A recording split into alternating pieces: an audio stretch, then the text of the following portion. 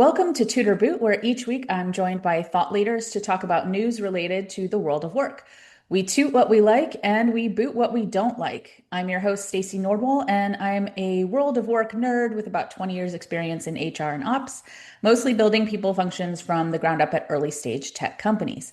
And today I am joined by the fabulous Morgan Williams and Anessa Fike. Welcome back, both of you. Thank you so much.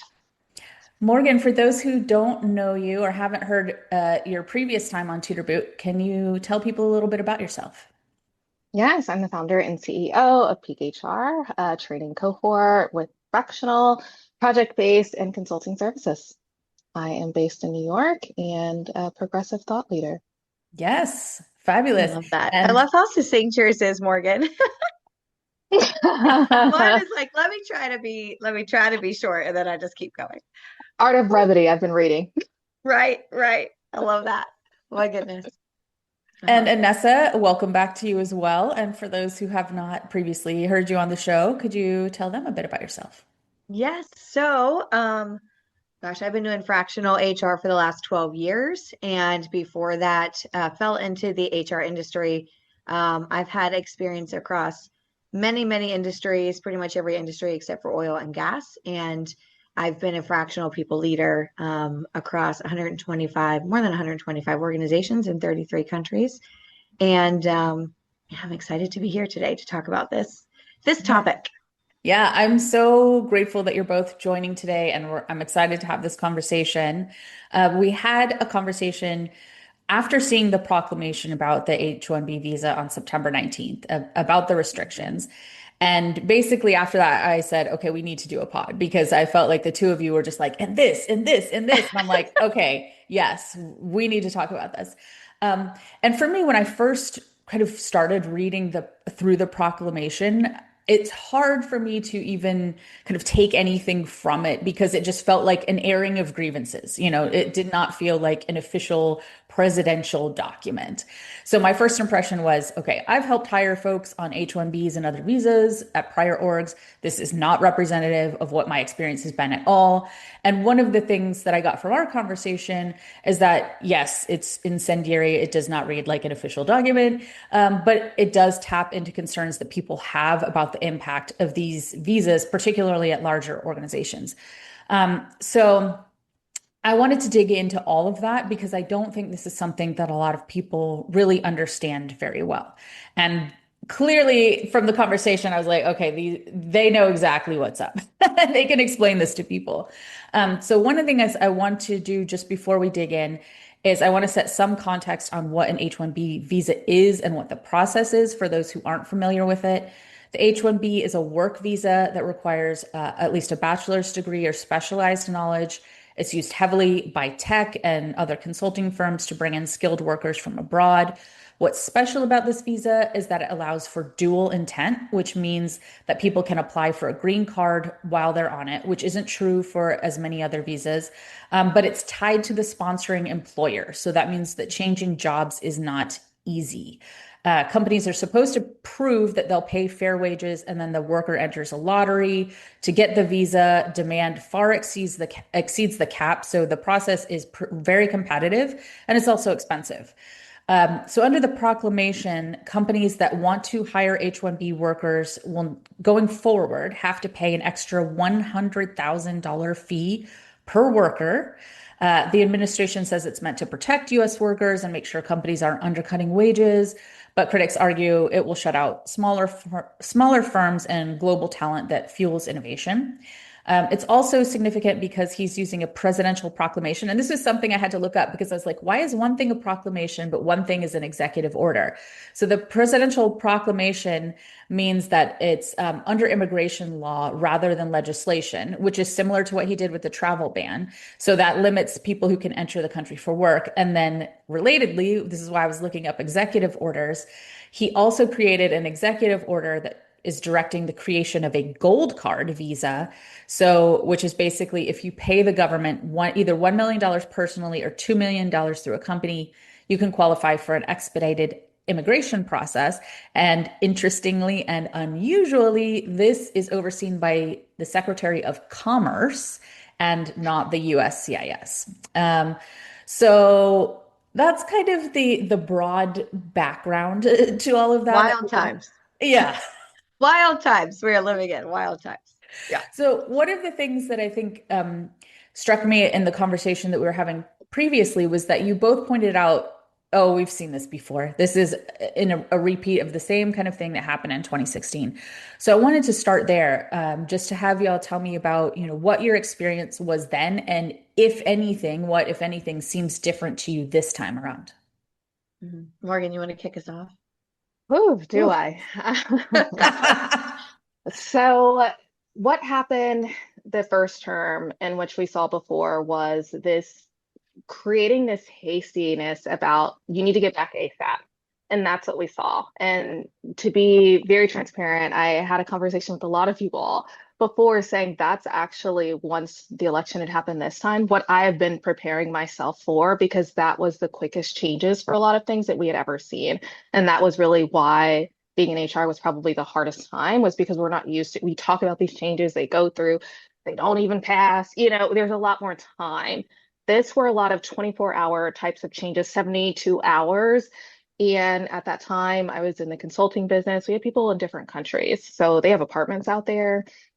They have all different stuff. And we were sending, calling, doing memos, basically saying, no matter what you have, we bought you a ticket. You need to get on this plane tonight and fly back. And they're like, it was crazy, right? Because it's like, what are you talking about? I'm doing a project. We don't care. We don't have time to talk about any of that. Get on a plane, because if you don't get on a plane, we cannot promise that you will be back here. And those are real conversations. We were all spread out doing these calls and trying to get everybody back in.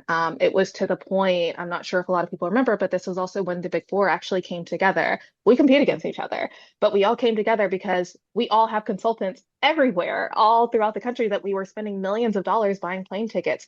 International plane tickets aren't cheap, especially international plane tickets where people have to be Last back in minute. 24 hours. Right. Yes. So Yeah. those were like millions and millions of dollars. We ended up, the Big Four wrote an article and basically to the president saying how egregious one this is, but also like you're talking about businesses and trying to help. This is not helping anything, and also our client relations.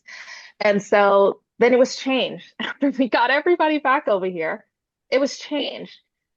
That's a lot of money. That's millions that was wasted. On top of that, now we have to fly those people back out because they're Mhm. really working on projects. And so that's that type of manipulation and this flow of going back and forth to where one, people just don't have time for that. Also, there's apartments, there's luggage, there's people's things, like people are leaving those. Families. It's creating a Mhm. crisis moment for no reason over something that they've likely had a million meetings about internally, because I've worked in the government. So it just makes no sense for us to be like doing things like that. And it is to cause pain points. You know what I'm saying? That is the reality of it. It is to Right. cause pain points. H-1Bs they've existed for a very long time. It's never Yeah. been like this, except under this president for the Yeah. second time. Yeah. It's just wild too. It feels very similar because it feels like Morgan said, like a whim, right? It feels like a whim, like a temper tantrum. It feels like somebody, you know, made a person mad that day and he was going to get back at them, right? And, this isn't the only decision that this president has made that is like this, but he just has a whim and it affects a lot of people. And it affects a lot of people in big ways. And, this is a whole conversation. We could have an hours long talk about this, but it's one of those things where it rips people's lives apart, right? It really rips them apart, right? Imagine if Mhm. you are on an H-1B, you are trying to get things together, you're working on projects, you have a family, you have to figure out childcare, right? What if you're the person who that child relies on and you have to make that call, right? So I think that we are seeing very similar things to 2016, and it's all because of this. Nobody understands what this man stands for except for hate and tantrums, right? And like part of this is we can't in HR, like Morgan said, we tend to be able to see things down the line, right? The I-9 thing, gosh, took how long to change, right? Seriously. But and we also kind of know what's coming. But the issue with this is we don't know what insanity looks like. Like I can't tell you what's coming because I'm not in that brain, and that brain doesn't function in a logical fashion a lot of times, right? Like, so it's really hard for us as HR people to plan ahead and to know what that's going to be and to know what to do best, because we have to make split-second decisions for people's entire lives and livelihoods. And not to say that this is the only time we have to do that. I think in HR, people don't realize how many times we have to do that in a day, let alone a week. But it does feel, again, like this time was quicker, that this time he actually had a plan.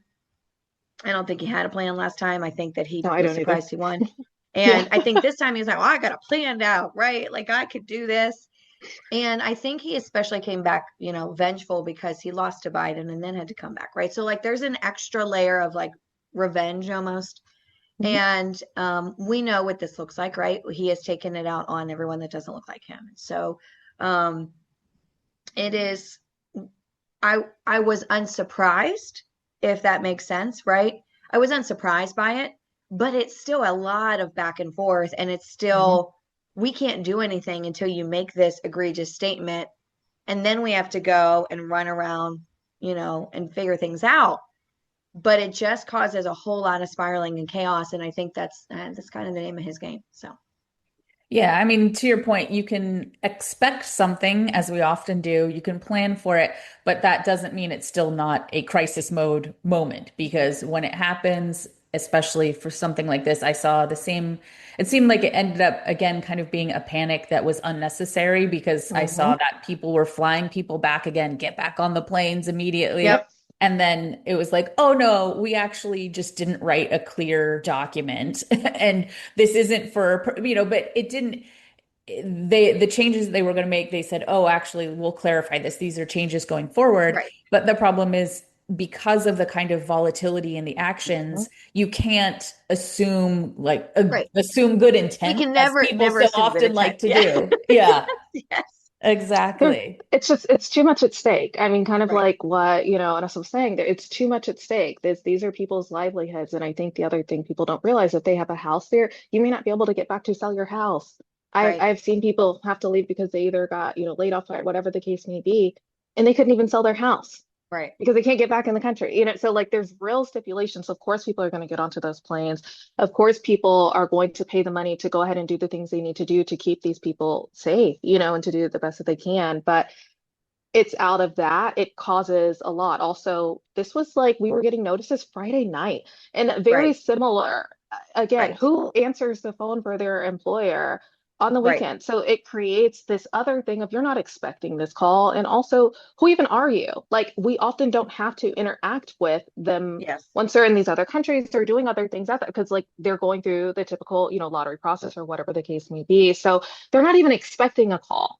First Hmm. off, I think we have to like set that, you know what I'm saying? And also, what time is it? They're in different Right. countries. This is not, I'm not just calling here, Right. but And like is it that's what France? happens. You know And what is I'm it saying? illegal Yeah. for us to call them anyway? Like where it's a double-edged sword where it's illegal for us to call them in the first place outside of office hours. And now we're just, taking that risk to try to get them away To from another get them risk, back. right? Yeah. Right.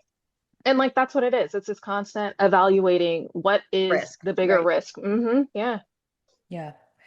So one thing I do want to talk about is, especially when it comes to wage suppression, which seems to be the kind of concern that surfaces to the top, that people, like I said, that this proclamation was kind of tapping into some people's concerns that might be valid. So I wanted to talk a little bit about that. What around H-1B, this kind of uh, concern about H-1B, what of that seems valid to you? Yeah. I can kick us off with this. So this is always, I mean, I think that we probably Morgan has heard this the whole time she's been in HR too. It's the for me, it's kind of the miseducation, the misnomer around H-1Bs in that people think that others are stealing their jobs.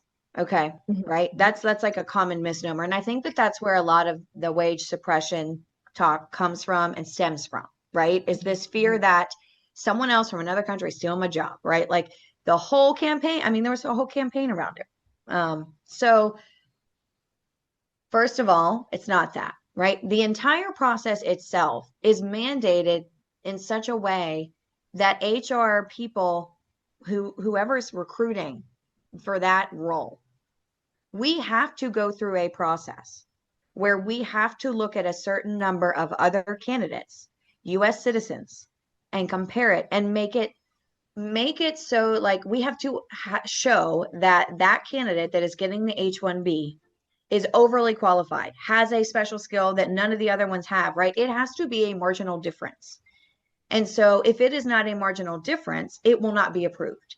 And so I think that there's this common misunderstanding that, oh, they're just going to hire people from wherever they cost less. And while that is true in some cases, absolutely, there is still a process in place where we have to go through a certain number of candidates that are US citizens to show and record, right? We have to record this in case we get audited, that this person is above and beyond in a skill set. This person is above and beyond in coding and developing, whatever that is, right? And we have to showcase that.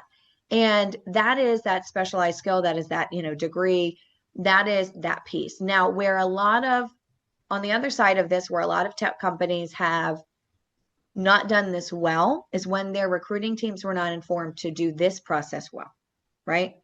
Which is not the legal way to do it. And it's, it's tech companies, so sometimes they don't always do things that way. But it's the education around how do you do this well, right? And for me, I think that's where a lot of the wage suppression conversation starts. And I always want to say that first, because I think it's tied and sometimes people don't tie it together. But there is this thing that, there are a lot of times that we have seen, especially during COVID era, especially during 2021, where developer incomes were sky high, right? $300,000. We are even seeing that now with AI developers, right? We're seeing $750,000, $1 million from OpenAI, like all these things, Meta trying to get them, right? Like we are seeing some of this still now. And when we bring in people from other countries whose currency doesn't line up in the same way ours does, right? And maybe their currency is worth less than our dollar, et cetera, or vice versa, it's going to seem like we're paying them more money than we would pay a person in the US. But that is, again, it's fees, it's skills, is this person marginally better in this area, right? And when we don't have the ability to pull talent from various areas and various pathways and various, places, what that does is it makes one pathway a monopoly. We know what happens with monopolies and businesses. It's the same thing, right? And it's basically like we are, the wage piece of this is that when we pull in H-1Bs, it actually gives people more of a regulated wage, right? In some areas. In other areas, though, we do see a change up or down in terms of wages, because maybe in the US, like we have a gap, a talent gap in this certain area, and nobody knows how to do this thing. Okay. So now we got to go find people from elsewhere. Or it could be the other way. We have a whole lot of people that can do this thing in the US, and we don't need to find talent from another place. All of this to say it is really supply and demand. And we, I'm sure that people have come on to and talked a little bit about compensation before. It's like that's compensation, supply and demand, right? Like that is really what it is. I say this all the time. It's like eggs, it's like gas, it's like milk, right? Like it's supply and demand. That's where compensation benchmarks come from. And so H-1Bs flow into that supply and demand the same way that a surplus of milk would flow in, a surplus of gas would flow, right? Like we have to think about it in that way. So I think those things are tied together. And I think we see in various industries where it may go up and go down. But Morgan, I know you want to talk a little bit more poignantly around like tech. Yeah, I think exactly what you said. I think the part that people are missing, we have to show that they're experts. Right. You know what I'm saying? I think people really don't understand that. I think also there's a lot of money that goes into hiring H-1B. So listen, it's above and beyond. Capitalist, we're a capitalist country. And I think that also really needs to be said in this, because you have lawyers to prepare you for the lottery, the interview questions, everything else. Also, like there is a cap. So everybody talking about how many jobs that can be taken, there's a cap. Yeah. Like Right. it's not in that space, so Right. it's not your job. Like I And need it people costs to more be money, to your point, right? It costs the employer absolutely. more money. Yeah. Yeah. And so, like, when you start putting all of those pieces together, one, it can tell you who has absolutely no idea and has never dealt with or worked with this because there are so many different meetings, paperwork. That Yes. JD goes through so many different reviews So many. than like you've ever had for a typical posting to make sure. Like, there's just so many different nuances that It's go in regulated. here. Yeah. Uh-huh. And so I think that's the portion that people don't understand. I think the other thing is people think that there's a big misconception with H-1Bs in several facets, in my opinion. One, the demographic of people. I think that everybody has slotted them into two Right. categories of people, and that is not true. Right. I guarantee you, you've worked with an H-1B and you probably never even realized it because they may have been white. And that is a Hmm. reality. This does happen. And I have to say that because I have a friend, we've talked about it, and so many people have said things directly to her, not realizing that she was an H-1B. And so I say that because that isn't something that people do actually realize in there, but it is constant preparation and also you work with people that go through and don't get that lottery time after Right. time after Right. time. That is a very real reality. So to act Yeah. as if these people are just coming in here and immediately taking everybody's Immediately. jobs and getting Right. citizenship, it doesn't. I've worked with people that have been here for 15 plus, you know what I'm saying? Still Yes. trying to get in on there. And so, like, I really do think people have to understand that reality of this as well. And also, when you talk about, let's like RTO is a great example when people want H-1Bs to do certain collective actions, they can't. So when it's like, hey, let's all not return to office because, we have the power here, they don't Hmm. because it's tied to their job. So if they Right. don't return and they get fired, they have to leave the country. Right. Their kids may not be Well, able or to go at to school stake. here anymore. Yeah. You know what I'm saying? And so I think people don't understand I hear people say all the time, well, they don't go home that much. They can't. It Like, can't. you can't. You know what I'm saying? Right. Like, there's real regulatory things in here. And I think that's what tells me a lot about people that haven't had to interact with these populations and understand the things that they're under. So when you're talking about the pay, they don't just get that next promotion or job as easy as other Right. people do, because once again, everything is tied for that H-1B for that position. And so it is very important. If this is just something else, how are they an expert in this? It's very important to understand. And so I think it's just such a misconception of once they're in, there's these things that happen, and it's not like that. It's day-to-day concern and transparently.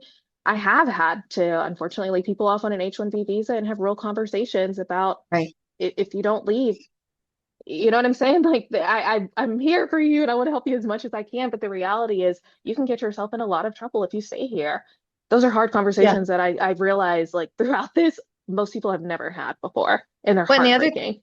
and the other thing with layoffs and stuff is people don't realize how supremely messed up it is for H-1Bs. I mean, it's most of the time 60 days that Yep. they have if whenever they're laid off, right? They have to find a whole nother job. And like Morgan said, it's a time suck. The whole process is a time suck. It Hmm. takes longer than 60 days sometimes for an employer to figure out. Number one, let me just say, talent professionals and recruiters now, like some of them can't even get a regular role filled in 60 days, right? Like they pull people along and 100%. they hate interviews and blah, blah, blah. What are we talking about, right? Like, first of all, we shouldn't be doing that. Second of all, if it's really an H-1B and a job that doesn't have all of these extra regulations and requirements are taking 8 interviews in this long, what do we think it's going to be for an H-1B, right? So that's a very, very short time frame for someone to find another job, because what they're asking people to do, what they're asking employers to do is not just give me another job. It's basically give me a job and a half, because that's how much it's going to cost. Sponsor. Yep. Hmm. And also, I think that one thing that people do not know, I know you mentioned it, Stacey, in the intro, but I want to say it again here, is it has to be tied to an employer. They can't do this themselves.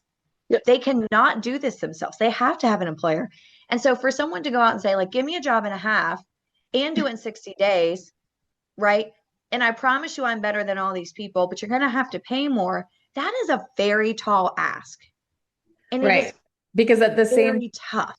yeah, because at the same time, we're talking about they have to have in the back of their mind, if this doesn't work out, I need to Right. And get there's my kids out desperation of there. school. Right. I need to figure out where I'm Uproot my moving. I life. need to maybe put in notice on my apartment. All of these things are happening simultaneously, which I have Right. seen happen to people and seen that they had to leave the country and it was with their Right. full families, and it was Mhm. gut-wrenching. It's gut wrenching. 100%. And it's On an top of that, international you move. have to pay for it. You have to You pay have to for it pay too. for it. Remember, because Right. you've been laid off. So Yeah. imagine Right. that, or break your Right. lease. You know, Right. like those are huge things on top of like trying to deal with that. And so just going off of what you were saying, like I feel huge empathy for that because I don't think people understand being laid off is already, laid off or whatever, losing your job, period. It's already a lot. But when you have Yeah. this going on in the back, it's a constant clock that you hear every 100%. second of it ticking. You know what I'm saying? And I think that's the part that is not talked about a lot outside of some of these Mhm. groups or people that have to deal with it. And I would Yeah. love for people to really understand that. So when they post those, when you see those posts on LinkedIn about, hey, I'm trying to find, that's where that Help desperation is somebody. coming from. Right. That And is where it repost, is. repost, repost, Hmm. repost, repost, right? Because they literally have a clock and they can't really get it extended, right? Yeah. Like they can petition. Hmm. I've honestly, and I don't know, Morgan, about your experience, they can petition. Very rarely do they get an extension. Very rarely. Yeah. I don't know No, that I've very ever rarely. seen anyone get an extension on that 60 days. Yeah. I've had people at the very last minute, literally the 59th day, get something, but it was due to a lot of higher ups trying to get the things done in a very different fashion, just Right. because they understood what it took.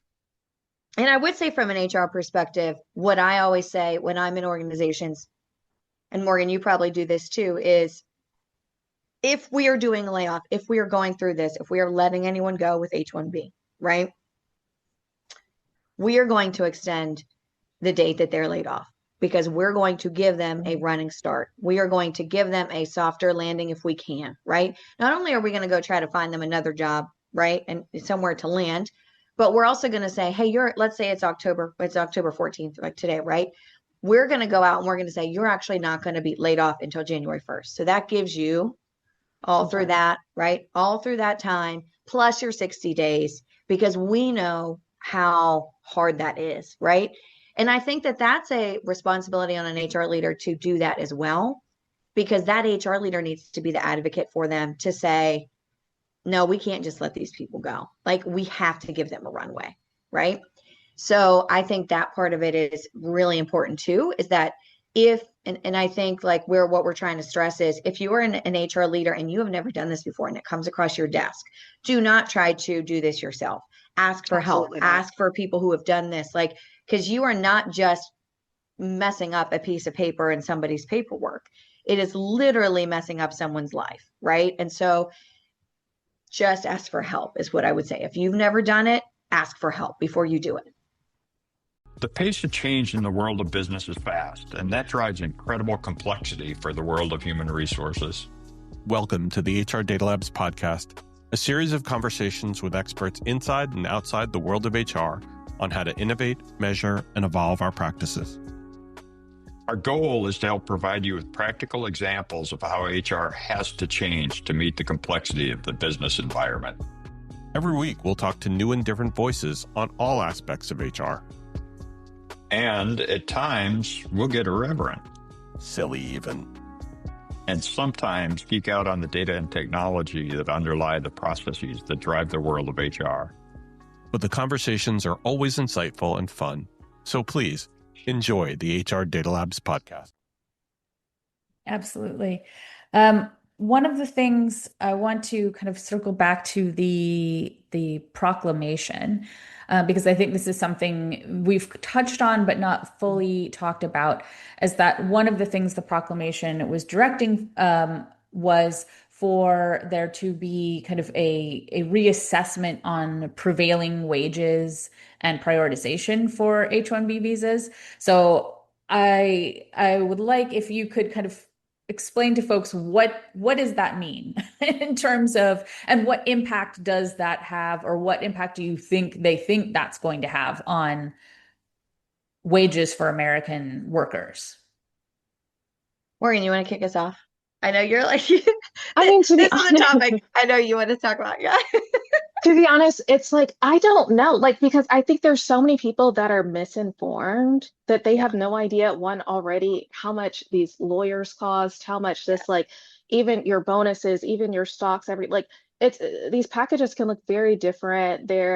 It's and so like for me, often I'm like, what are y'all wondering? Like I want to know, because I think it's so much of an assumption of what is Yeah. happening over there that real questions aren't being asked because they probably have never had somebody talk with them about how to interview with the Right. government for citizenship. They haven't had their Right. employer practice questions and talk about how they are a specialist and maybe a language that's not native to them. You know what I'm saying? And getting them prepared for that multiple meetings. So I think for me, that's a question that I'm actually more curious about than anything because I think there's a lot of assumptions going around. And instead of even trying to assume or ask that, I would say take some time and educate yourself because there's so much there. I hate to even give way to people, Right. honestly, that haven't taken the chance to acknowledge or learn something themselves. This program has been out there for so long.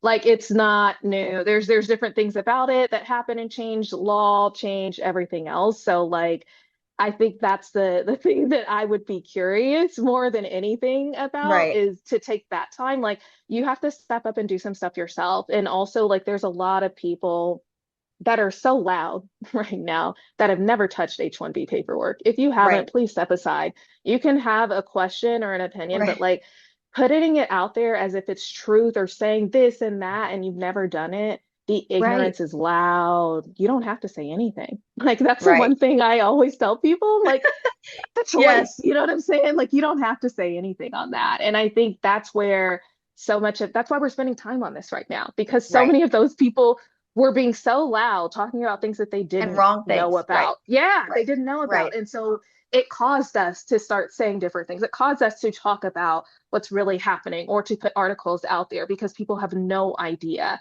And I think the other thing is we're on such a time crunch when these things happen. That is noise. Nobody has time to address that until No. after. Right. You know what I'm saying? Because like I have real things I have to do over here, and this tells me you're actually really not doing it because you have time to talk about it. I don't yet. You know what I'm saying? So Right. like that just tells us where our priorities are when it comes down to that. Even the 100K or I even was how gonna it's say the affecting 100K. business or everything else like that. Like Well, I, and I I come don't from a know. startup world. Right. You know And what I I'm don't know saying? Like, where these where's the money people think going? where that you're gonna get this 100K from just overnight. Right. I mean, Yeah. like if we think about this, right, the idea of the H-1B is mutually beneficial, right? 100%. It is we are getting that talent that we do not have in the US. That's what it's designed for, right? Yeah. And they are getting the opportunity to build a better life. If they had the opportunity to, and maybe some of them do and just decide to anyway, probably a lot of people are like trying to leave the US at this point. But if they have the opportunity to come and build a better life here, they're going to try to do that, right? And the idea that someone has $100,000 when we're probably paying, like they're probably getting paid $150,000 annually is wild to me.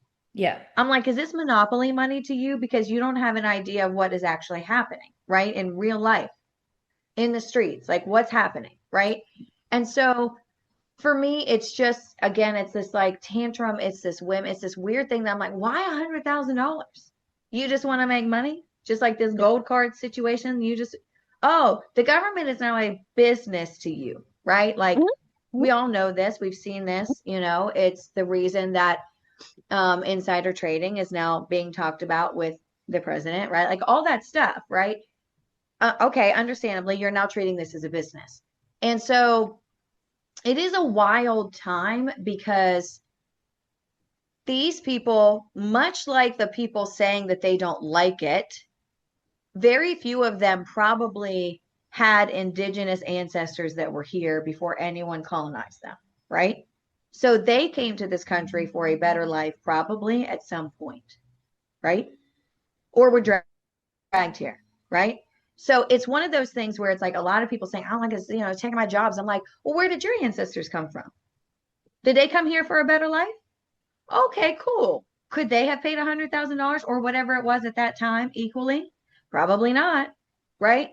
So it's just wild to me that I just think people don't think about stuff. They don't have any kind of historical context on some of this stuff too. And to Morgan's point, they just don't know, right? They have no idea and they're just spouting off. And the one thing that I do want to say is like, this is a pathway to citizenship too. This, like you mentioned, it is a pathway to citizenship. It is a pathway to a green card. And I think people think that green cards are just like easily gotten, easily given out.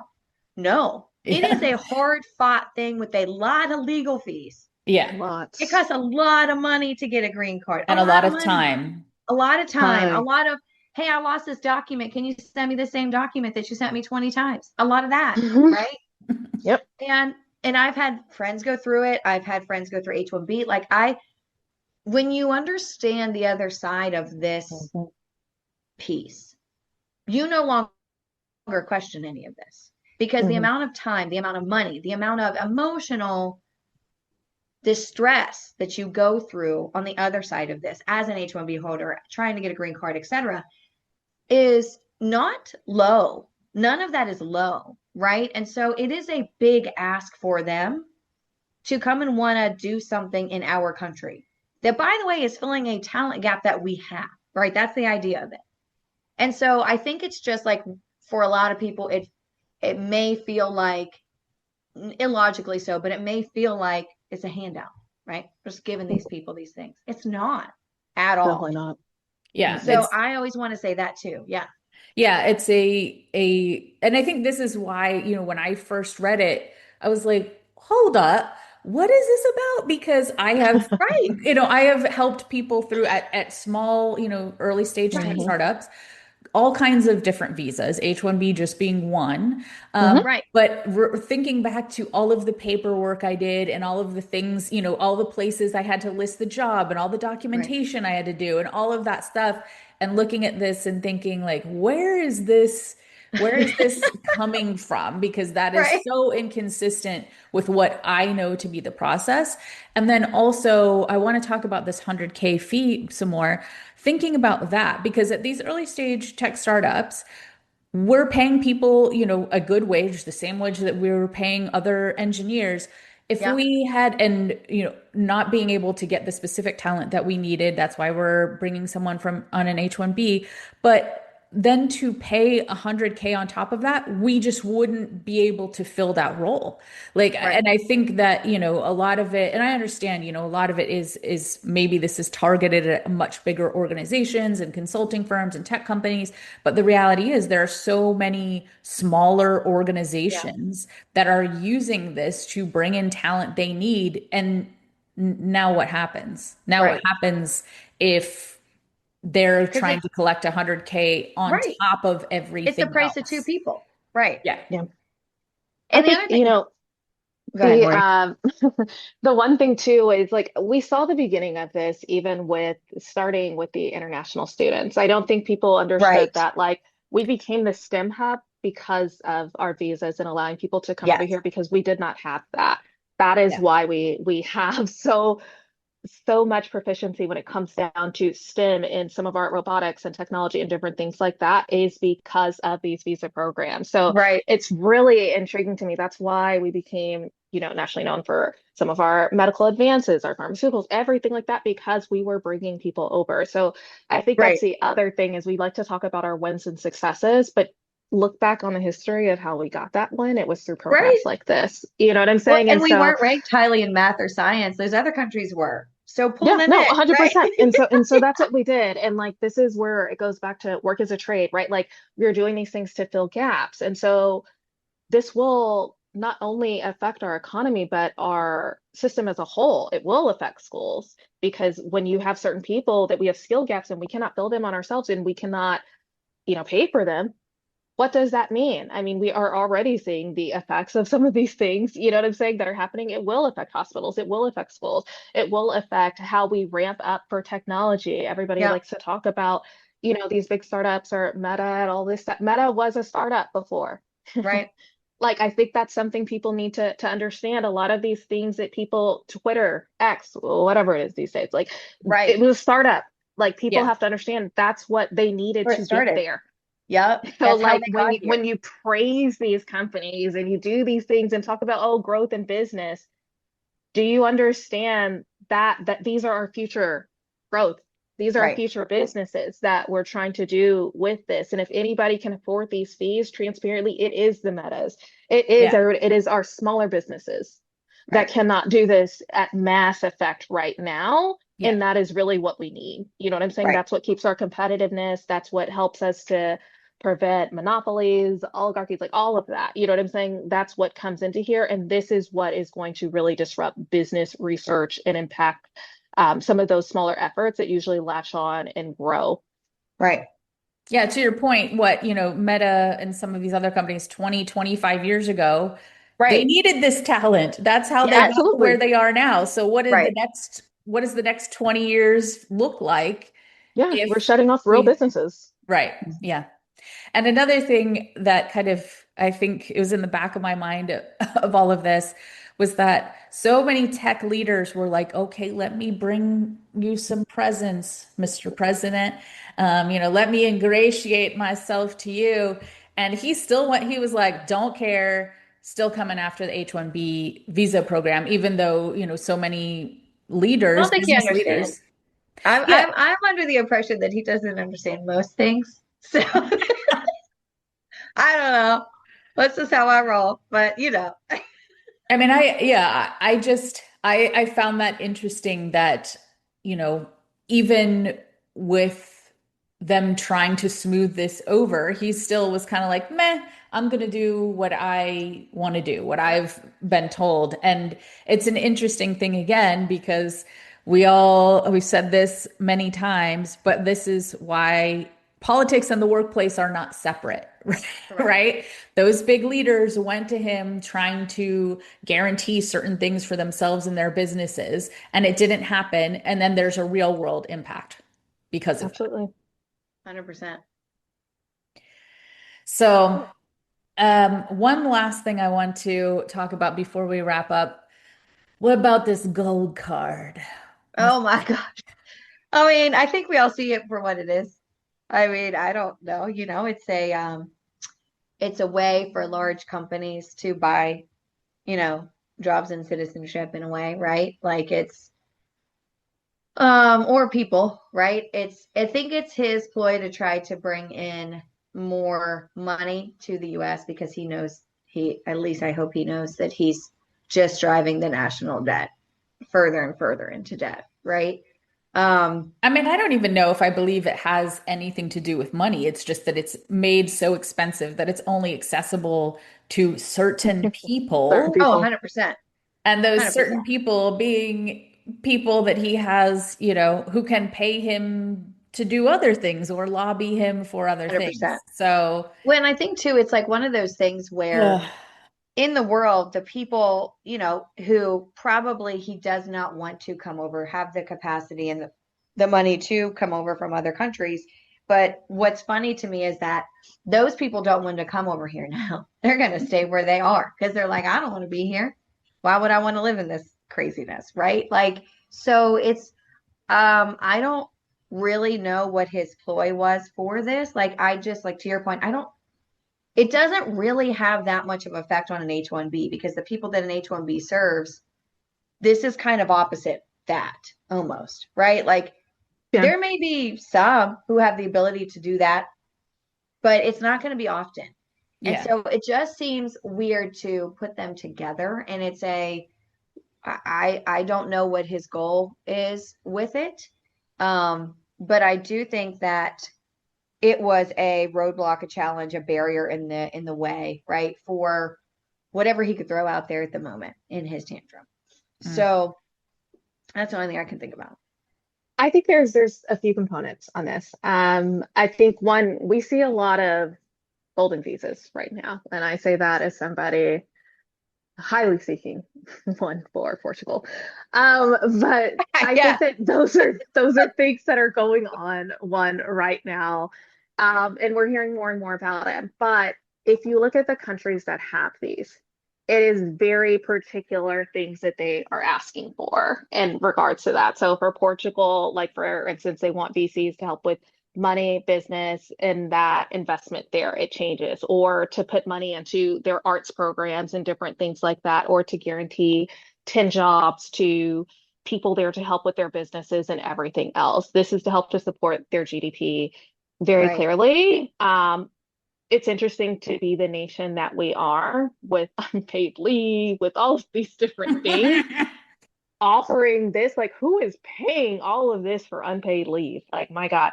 Anyway, but you're paying all of these, and I think it's something that he felt he could put in transparently in a time where a Yeah. lot of people have these other things to not think twice about it. But I think there was a lot more ego into this because it's not nearly as structured as the other ones have been, and for what right and what you get with it.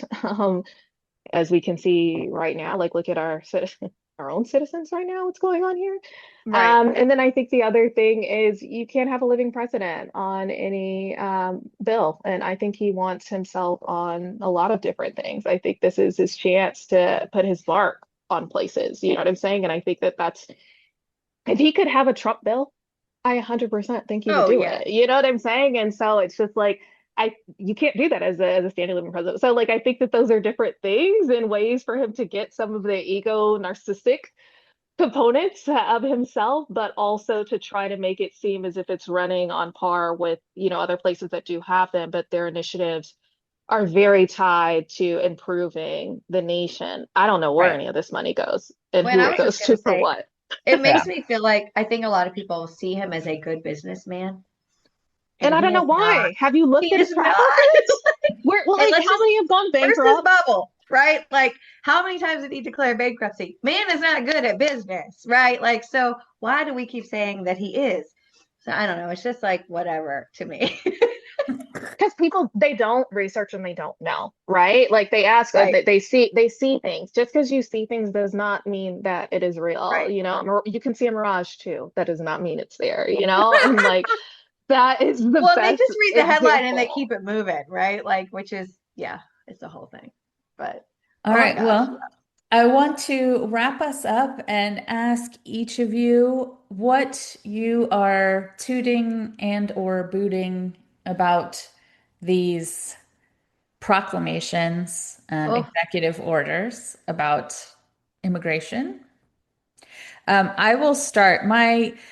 The boot that I have on this is, and we've talked about this a fair amount, just kind of the callousness with which people's lives and livelihoods are kind of wielded as political tools when it yeah. comes to this. I think it does just the human component is not thought about in that proclamation. So No. that's my boot. I will leave the floor open to whoever wants to go next.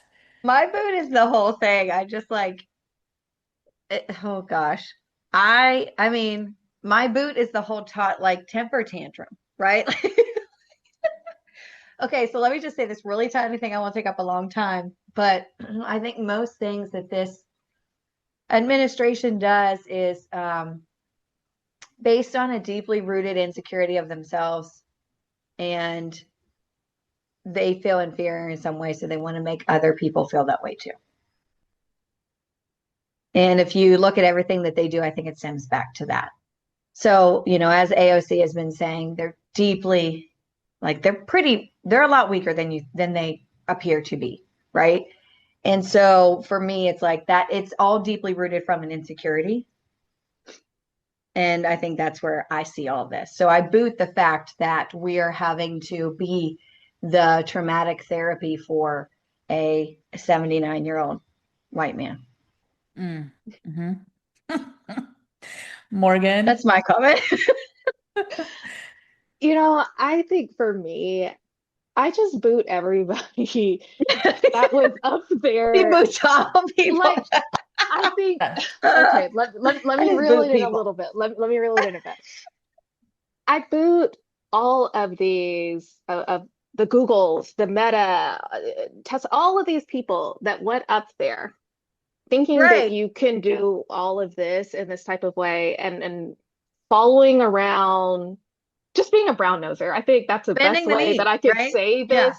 And Yeah. you did this, you lost your morals right. if you had them. You lost your ethics. You lost people that did You look believe like an in idiot. different They things. look like idiots.